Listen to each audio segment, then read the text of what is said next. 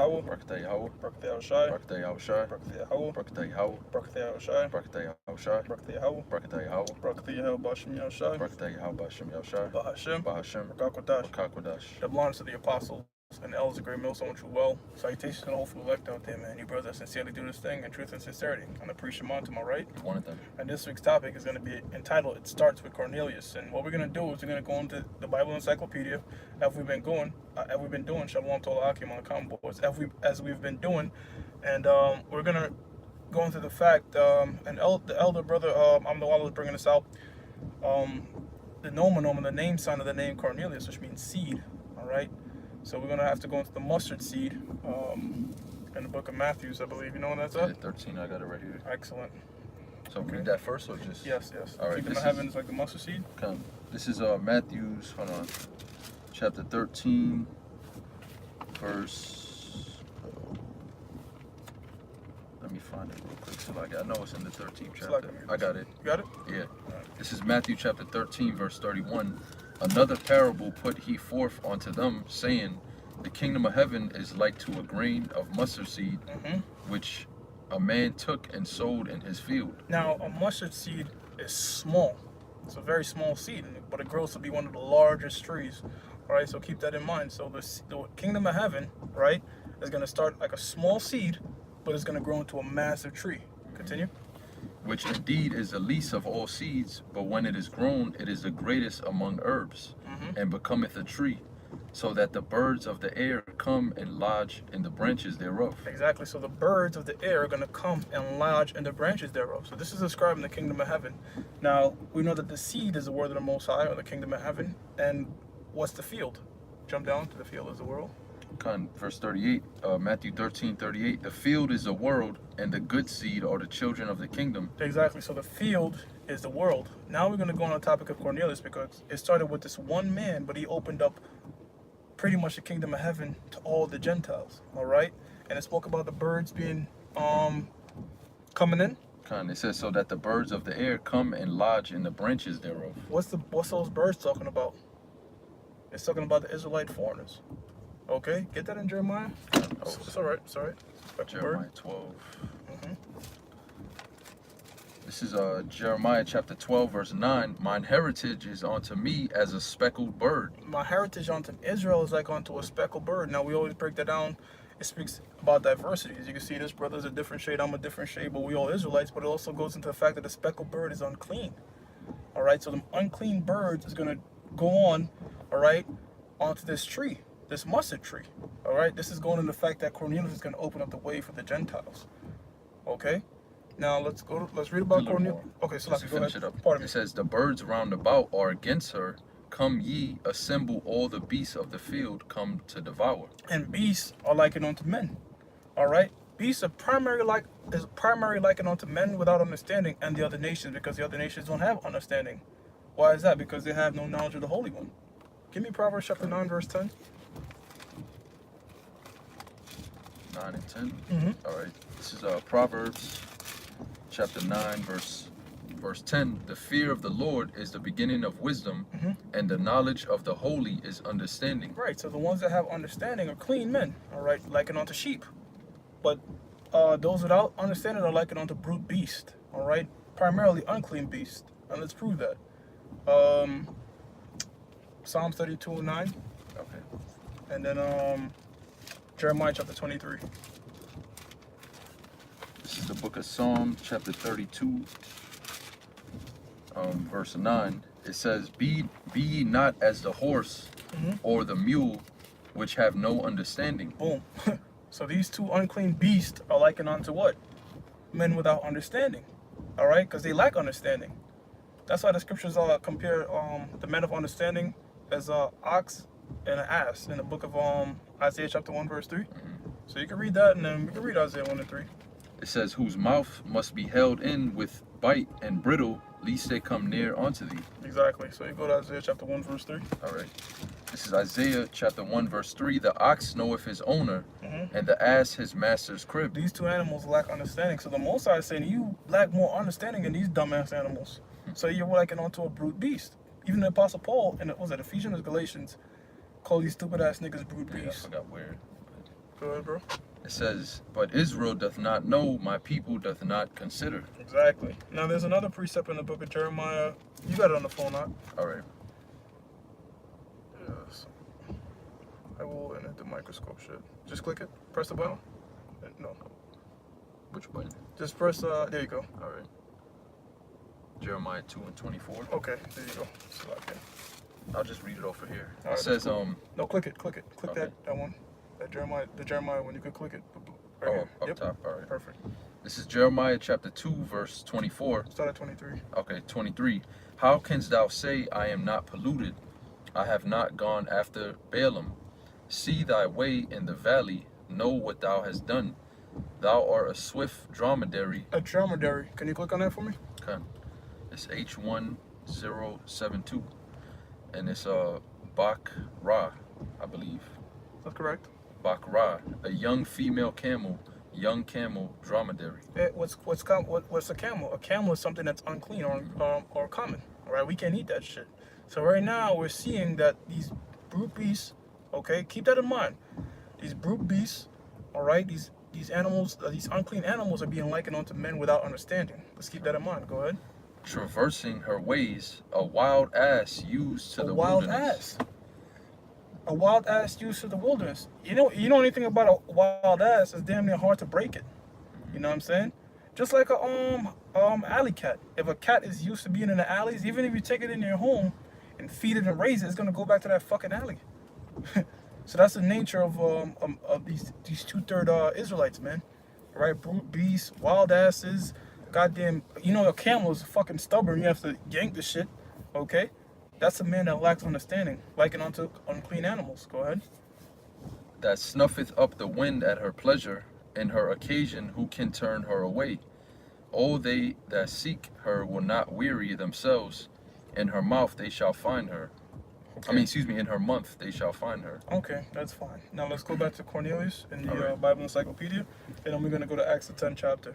Okay, this is Cornelius. It says here, "of a horn." Of a horn, which is incorrect. They're going off on it. I do still want you to read it verbatim, Mark, but we're going to be correcting them. Okay. Again, when I tell brothers about the ISBE, make sure you have a brother that's seasoned with you to go over these particular things. The name Cornelius means horn, is where we get the name Cornelius means seed, is where we get the name kernel from. Go ahead. It says the story of Cornelius is given in Acts 10, verse 1 through 11 and 18. His family and station. Click that. All right, click it. Acts 10 and 1. This is Acts 10 and 1. "There was a certain man in Caesarea called Cornelius, a centurion of the band called the Italian band." He is a centurion of the band called the Italian band. Now, does it mean that he was actually Italian?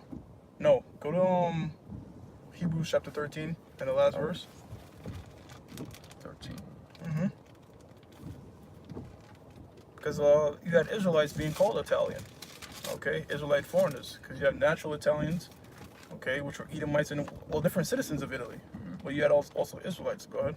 This is Hebrews 13 and 24. "Salute all them that have rule over you, and all the saints. They of Italy salute you." And we know, pursuant to the book of Psalms 148, the saints are the Israelites. Okay, and it says they of Italy salute you. So you had saints dwelling in Israelite. You had saints dwelling in Italy. Pardon me. Go back to And it has a note here at the end. It says, "Written to the Hebrews from Italy by Timothy." Wow. Written to the Hebrews, all right, which were the Jake speaking straight up Hebrew or knew the nationality from Italy. So you gonna tell me Timothy was an Italian? Come on, man, get your shit together. It's talking about Israelites that are scattered amongst in the land of Italy. Go ahead, Ak. Verse 2, Acts 10 and 2, "A devout man and one that feared the Most High with all his house." And now it says a devout man. Now you know where I'm gonna go. Acts Acts 2 and 5. Okay, so let's prove it. This is Acts. Pardon me. This is Acts.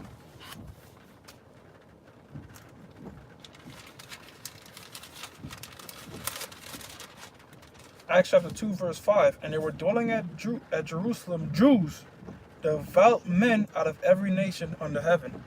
All right, so Cornelius fits in that devout men under every nation.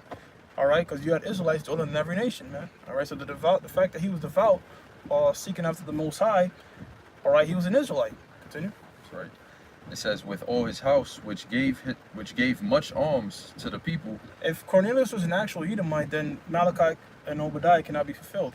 So like Obadiah cannot be fulfilled because it says his house shall be saved. Okay? But we know that all Edomite has to be destroyed. So that would cause a contradiction. Go ahead. And prayed to the Most High always. Keep reading. All right. He saw in a vision, evidently about the 9th hour of the day, an angel of the Most High coming into him and saying unto him, Cornelius. And when he looked on him, he was afraid. Well, let's jump down to Peter's vision, actually. Okay. Let's jump down to, I think that's verse 10, maybe? Yeah. Wait, hold on. 10 or 11?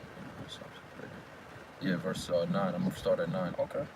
This is Acts 10 and 9. And it says, on the morrow, as they went on their journey and drew nigh unto the city, Peter went up upon the housetop to pray about the 6th hour. The 6th hour, which is 9 a.m. Because you're supposed to pray 3 times a day, 9 a.m., 12 p.m., and 3 p.m. 9, 12, and 3. No, 9, 12, and the 3rd hour. Go ahead. And he became very hungry and would have... Sakya. 6, 9, and 12. The 6th hour, the 9th hour, and the 12th hour. Pardon me. Go ahead, brother. And he became very hungry and would have eaten, but while they made ready, he fell into a trance. You know what's crazy? Didn't we do a show earlier on fasted? Yeah. You notice that vision came onto him when his stomach was empty on him. You know what I'm saying? That's when the Most High hit you with them visions, man. Hey, empty stomach, bro, you get closer and closer to the angels, man. Your spirit get in that, you know what I'm saying, that trance. Go ahead. It says, and saw heaven opened, and a certain vessel descending onto him, as it had been a great sheet knit at the 4 corners, and let down to the earth. Now, what's that vessel talking about? Let me get the book of Hosea, chapter 8. I think it's 8 and 8. Yep, Hosea 8 and 8. Get to the book of Hosea. I'm kind of slow on this shit right now. It's the book of Hosea, chapter 8, verse 8. Israel is swallowed up. Now shall they be among the Gentiles as a vessel wherein is no pleasure. All right, so this vessel that we're talking about in Acts chapter is Israelites. Go ahead.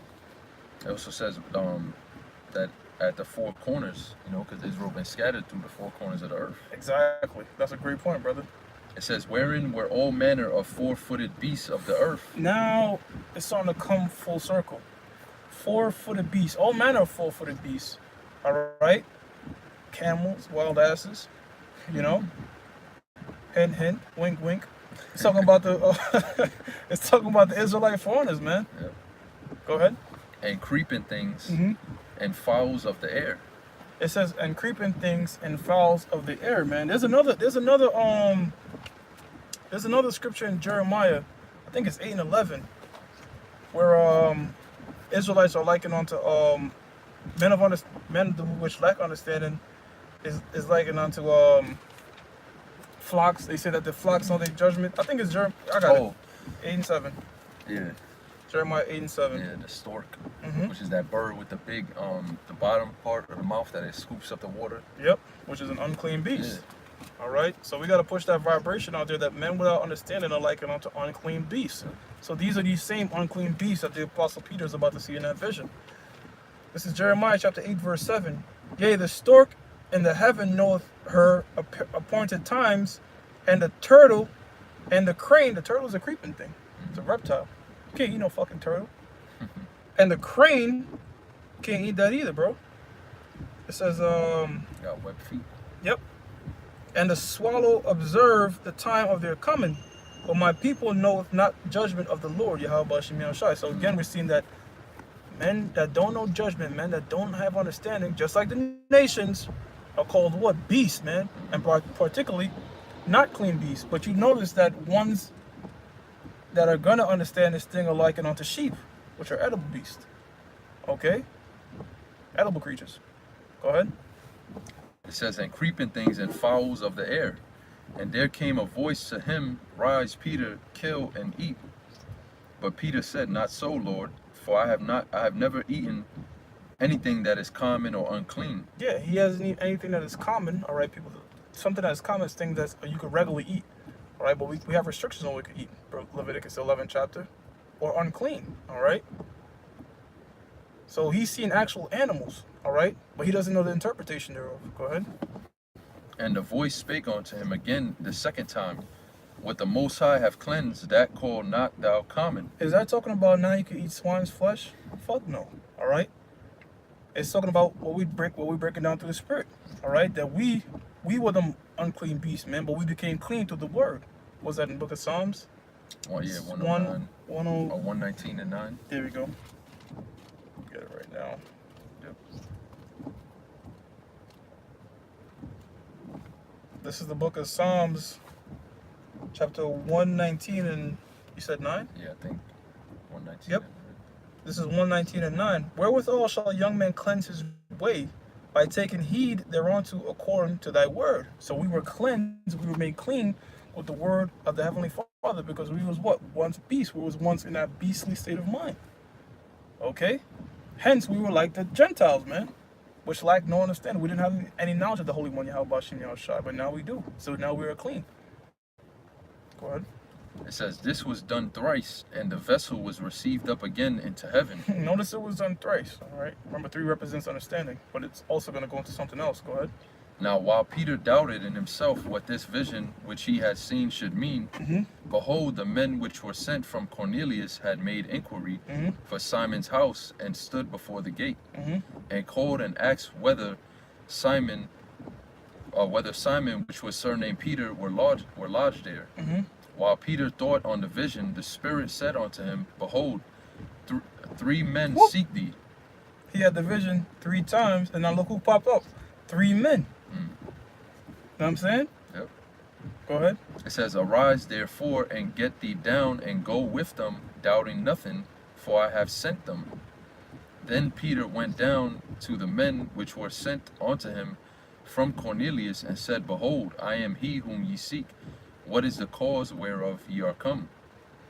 And they said, Cornelius the centurion, a just man, and one that feareth the Most High, and of good report among all the nation of the Jews, was warned from the Most High by an holy angel to send for thee into his house, and to hear words of thee.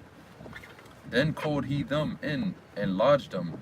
And on the morrow Peter went away with them, and certain brethren from Joppa accompanied him.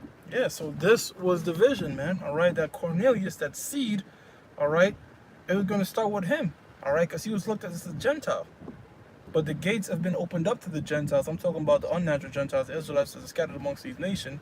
All right, it started with him, and it's going to grow with him, okay? Because prior to that, what did the Lord say? Oh, in fact, what was that where it says that woman was called a dog? The Canaanite woman? Matthew's 27? I believe it's Matthew's 27. Should I just search it up real quick? You can search it. All right.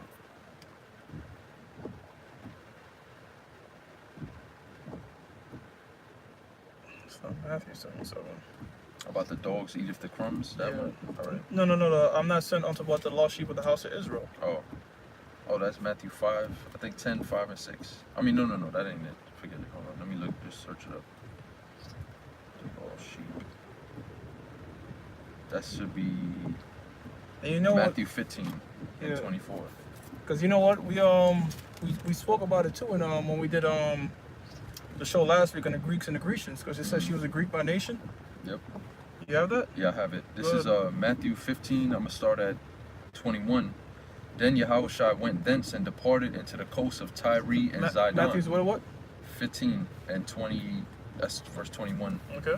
22. And behold, a woman of Canaan came out of the same coast, and cried unto him, saying, have mercy on me, O Lord, thou son of David. My daughter is grievously vexed with a devil. But he answered her not a word. No, I don't want that one. I want Not that one. I want the one where it says Greek by nation. Oh, okay. It's the same account, but it's in a different gospel. It says Greek by nation, Syrophoenician. All right. Let me just put that in there. Greek by nation, because it calls her a dog, you know, but she was actually an Israelite foreigner. Yeah, Mark 7. There I got we it go. right here. There Mark we go. 7 and 26. There we go. That sounds about right. It says the woman was a Greek, a Syrophoenician. Read up a little bit. All right. Verse 24. Mark 7 and 24. And from thence he arose and went into the borders of Tyre and Zidon, and entered into an house, and would have no man know it, but he could not be hid. For a certain woman whose young daughter had an unclean spirit heard of him and came and fell at his feet. The woman was a Greek, a Syrophoenician by nation. Yeah, a Greek, a Syrophoenician by nation, but she was an Israelite. All right, because we already went into the topic of Helen and Hellenesis. Okay, now when you look her up, it's gonna say Helen, and like you're gonna think she's a natural heathen. But what we also said, we said that we were brought out in the ISBE the fact that you actually had actual Gentiles being called Greeks. In other words, the Hellening took place on the natural Gentiles as well. All right, so the actual Hamites were actually being called Greeks as well. So you have to be able to make the distinction when it's actually talking about a straight up Israelite woman, and we're going to prove that she's an Israelite woman. Continue. Yep, it says she besought him that he would cast forth the devil out of her daughter. But Yahushua said unto her, let the children first be filled, for it is not meet to take the children's bread and cast it onto the dogs. Now, why did Yahushua say that? Yahushua said that because this knowledge was supposed to be first put on to the natural, straight up Jakes who knew they were the Jakes, then the Gentiles. Okay, go ahead. And she answered and said unto him, yes, Lord, yet the dogs under the table eat of the children's crumbs. And he said unto her, for this saying, go thy way, the devil is gone out of thy daughter. That's it, or keep reading. Okay, now there's another account where it says, I am not sent but to the lost sheep of the house of Israel. That's the one that I was just reading, so I'll go back to that. The same account? All right, yeah, this is Matthew 15, verse, I'm going to start at 23. But he answered her not a word, and his disciples came and besought him, saying, send her away, for she crieth after us. Yeah, those disciples were saying, get away from me, get away from us, man, because she coming out, you know what I'm saying? She's a dog, you know, but really she was an Israelite in that Gentile sort of way. Again, is a dog edible? No, it's an unclean beast. You know what I'm saying? Go ahead. But he answered and said, I am not sent but unto the lost sheep of the house of Israel. Yeah, so he's telling his disciples, like, listen, I'm only put here to be sent unto the lost sheep of the house of Israel, which is her. Right. You know what I'm saying? They saying bring her away, but he's saying, no, I'm sent to the lost sheep of the house of Israel, man. Right. Which was she was. She was a lost sheep. Go ahead. Then she came and worshipped him, saying, Lord, help me. Wait a minute, worship him? I thought you're not supposed to worship Yahweh. That right there is a cut. Go ahead. But he answered and said, it is not meet to take the children's bread and to cast it to dogs. Yeah, so we already broke down what that's going into. Okay. Go ahead. Yeah, and I wanted to say, if she wasn't an Israelite, she would have walked away right there. When he said, I'm not sent to the lost sheep of the house of Israel, why does it say, then she came and worshipped him? Yeah, because she would have realized, like, yeah. oh, it's like, you know, this ain't for me then. Because Yahweh Shai was speaking to his disciples. The disciples are trying to get rid of her. And he said, wait a minute, hold up. I'm sent to the lost sheep of the house of Israel. And a brother made a good point on the comment board. Yahweh Shai would have not healed, okay, a heathen. All right? Because what heals you? Faith. Faith is what makes the healing process work. The Lord tells us that, all right? And this faith, all right, is bestowed unto the children of Israel. The faith in Yahweh Bashim Yahshua is bestowed unto the children of Israel, man. Go ahead. Keep reading here. What is this? But he answered and said, it is not meet to take the children's bread and cast it to the dogs. Go ahead. And she said, truth, Lord, yet the dogs eat of the crumbs which fall from their master's table. And Yahushua answered and said unto her, O woman, great is thy faith. Be it unto thee even as thou wilt. And her daughter was made whole from that very hour. Exactly. All right. So that right there proves that what the Israelite foreigners are likened unto unclean beast. Okay, and we see that with the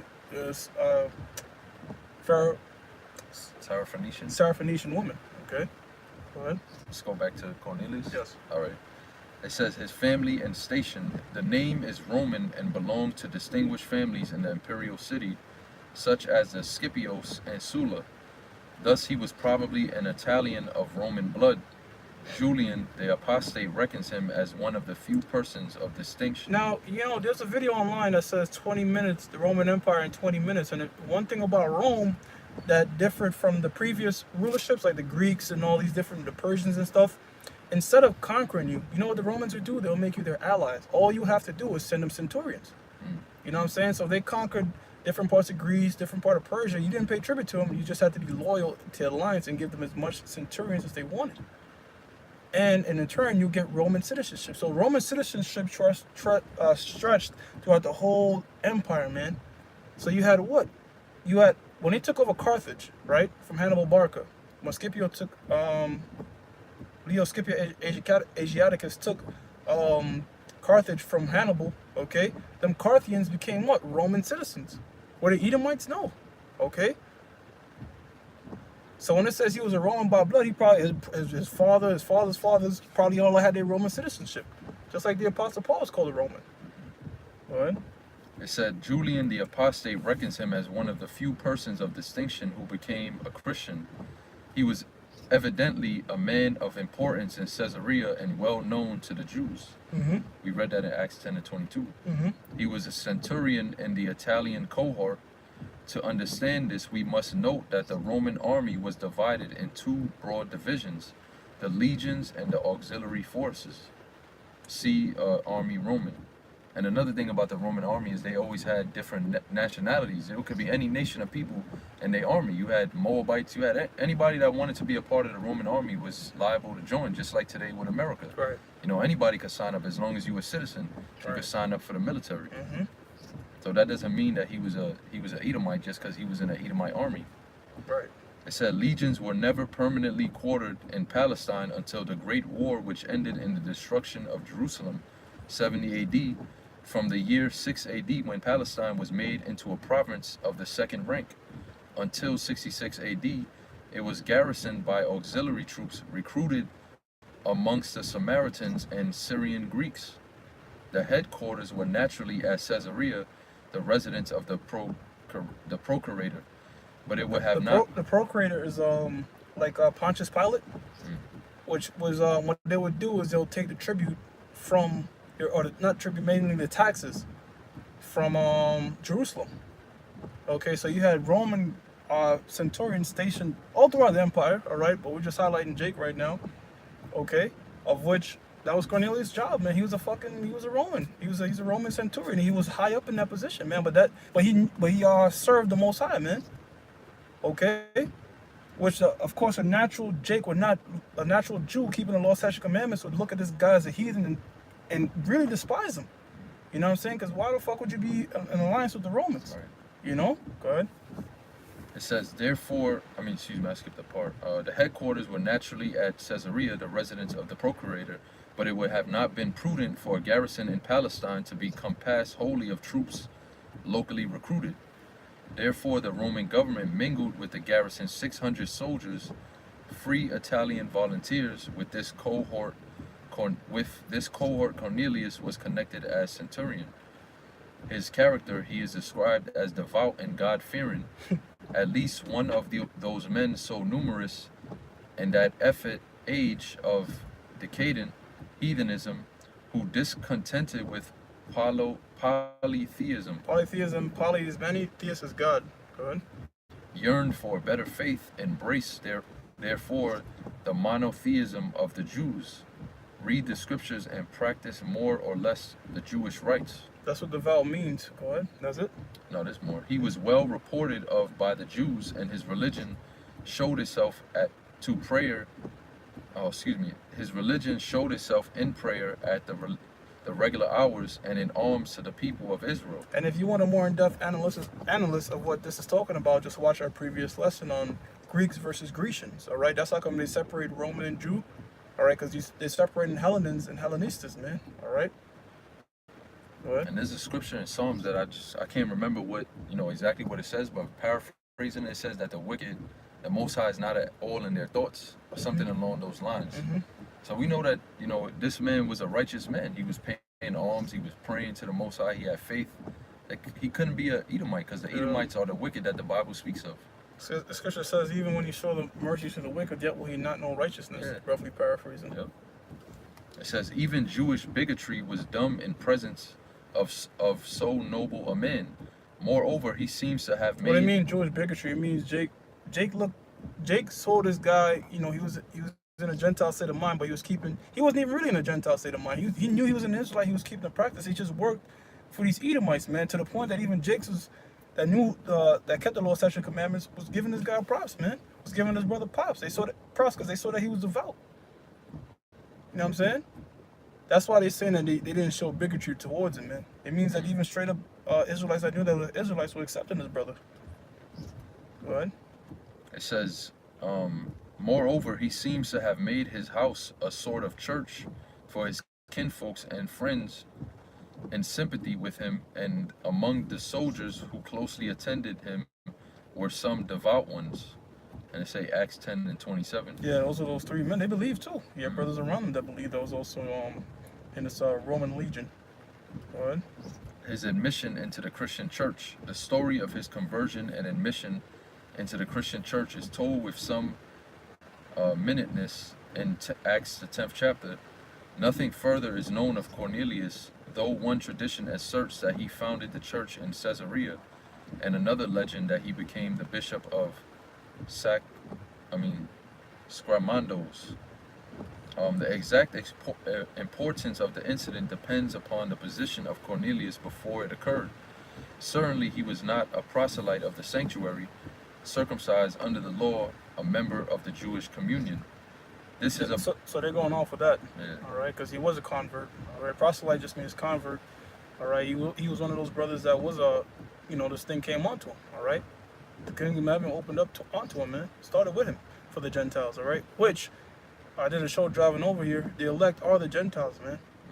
Go ahead. This is abundantly evident from Acts 10, 28, 34, 45, Acts 11 and 3, Acts 11 and 18, Acts 15 and 7, and Acts 15 and 14.